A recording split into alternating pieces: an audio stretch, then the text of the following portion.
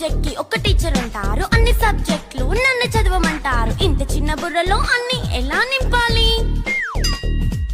Class work, home work, fair notes అంటారు. Subject కి 3 books పెట్టి బ్యాగ్ నింపుతారు. ఇన్ఫాక్ట్ నా బరువు కన్నా నా బ్యాగ్ బరువే ఎక్కువ.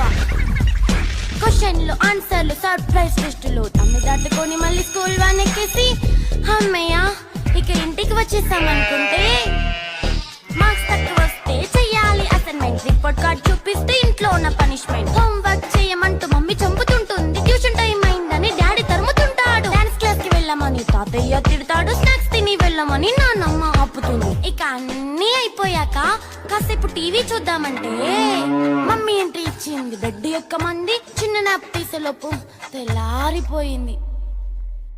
అయ్యో మళ్ళీ మొదలు ఈ స్కూల్ కష్టం.